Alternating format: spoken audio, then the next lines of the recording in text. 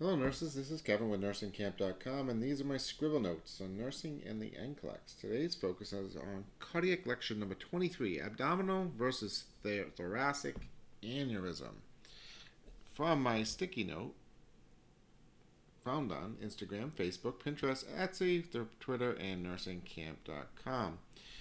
Now, when we're talking about abdominal versus thoracic aneurysm, this is a chronic condition that can become acute. So when you're looking for NCLEX and they're talking about thoracic aneurysms, it's generally they're admitted with.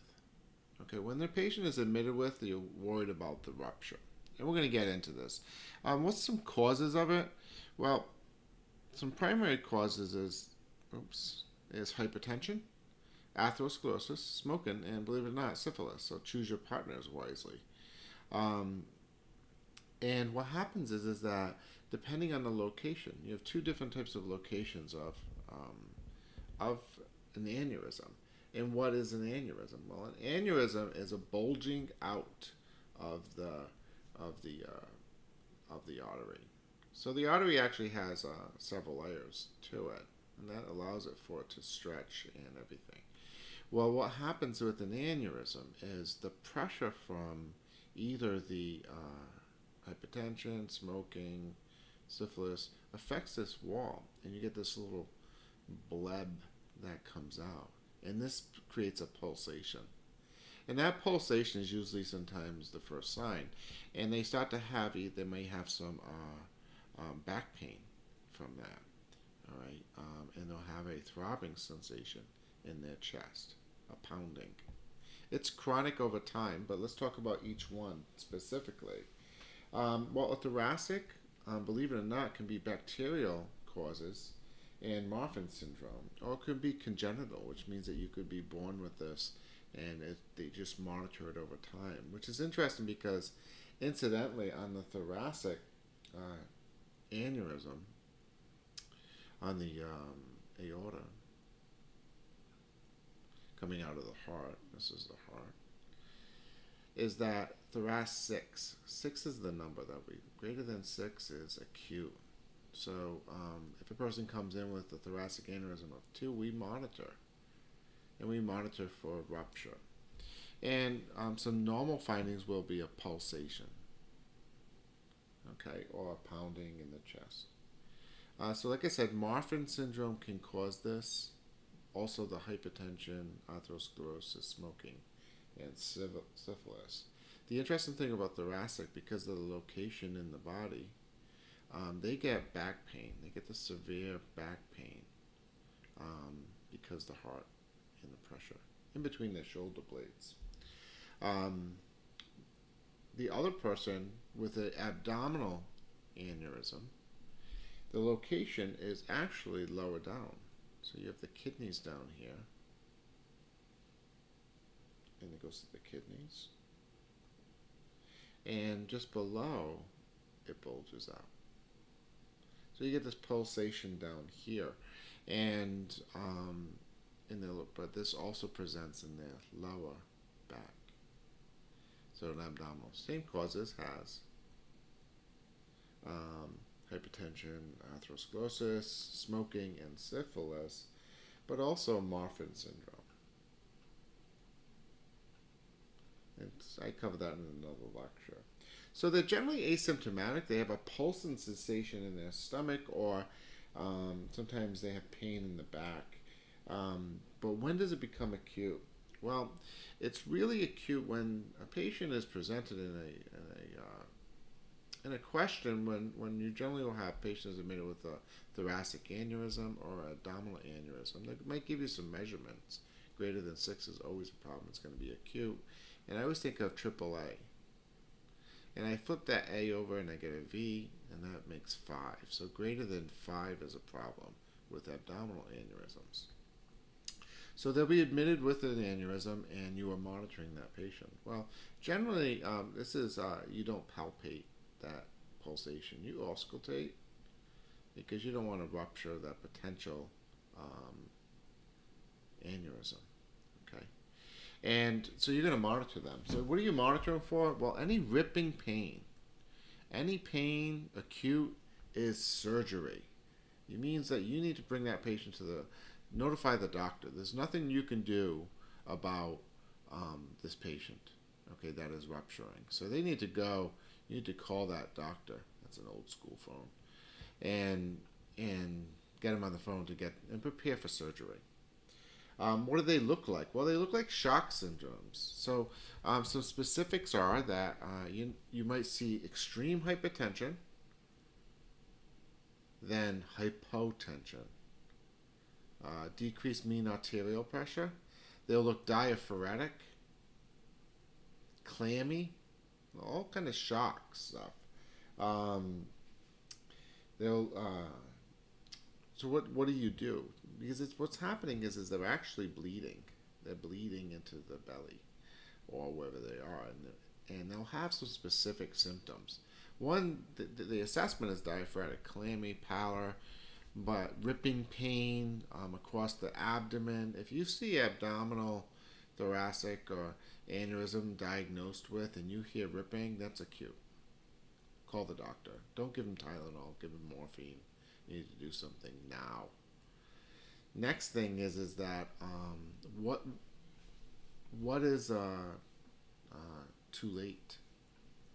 So there is some late signs. Okay, so what I mean by that is a patient might be intubated or something like that, and you might not see they can say they have a ripping pain, or they're showing signs and symptoms. They might be pale, diaphoretic.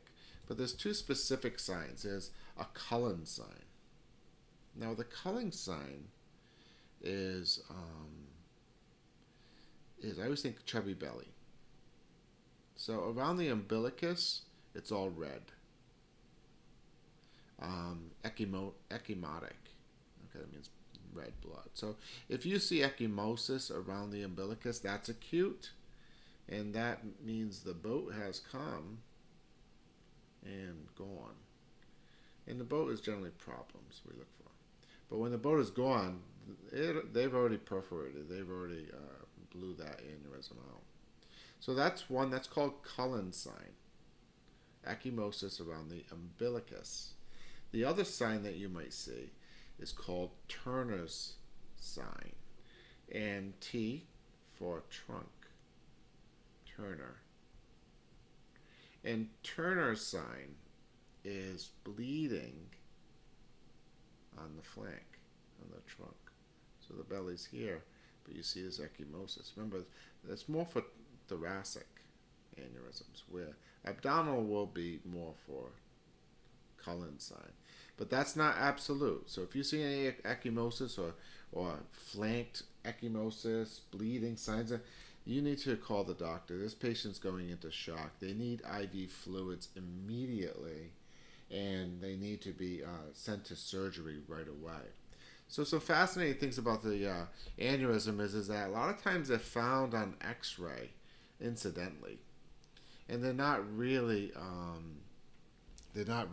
lot of times they're asymptomatic. So let's run through it. Our asleeps. Okay, our asleep says that, is it acute or chronic? Well, it's a chronic condition that can become acute. When does it become acute? If they're bleeding, they show signs and symptoms of shock, trauma, like Cullen sign, Turner's sign, they get pallor, they're diaphoretic, they have a ripping pain. That makes it acute. But it is generally chronic first. So it takes time for that bleb to actually rupture. So a person, think of a bicycle tire that has a little bleb on it, and you can ride in that tire for a while, but it's still weak. All right. Next thing, how does this start? Well, we talked about how it starts. Has HASS, hypertension, atherosclerosis, syphilis, smoking, and also Marfan syndrome and some congenital disorders.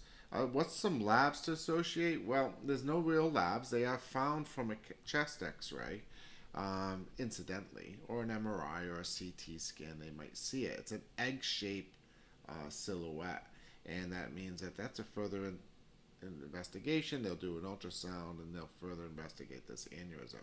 If it is less than Thoracic 6 or 5, they will monitor, and they might do surgery once it's greater than or gets closer to that. Depends on the policy. Eating. Well, a hypertension diet, low salt, assessment. What is the assessment? Well, before we monitor, and then later, we are monitoring for any signs and symptoms of shock. Prescriptions. Well, they'll start on ACE inhibitors to deal with the underlying hypertension, or other beta blockers or something like that that's going to treat so because you don't want any pressure on that aneurysm. What's some problems in procedures? Well, the procedure, they go right to surgery. So if there's an acute situation, they go right to surgery. That's acute. And then what stands out? Well, a thoracic and abdominal aneurysm both show up in different areas, but they can, if you see bleeding around the umbilicus or the turner, that's acute. Call the doctor. It's outside your scope. You can't, if somebody has ripping, pain, they are diaphoretic, they're showing signs of shock, and you have a diagnosis of these aneurysms, call the doctor. It's acute. It's an acute process. They're not perfusing. They're going to die and bleed out. And rule number 1 is don't kill your patients. So anything else that stands out is it's preventative. We monitor, and then we call the doctor when there's an acute situation. Well, that's about it. My name is Kamp, and this is Nursing Kamp. Hey. You can find me on Instagram, Facebook, Pinterest, and Etsy. We'll see you next time. Nurse on.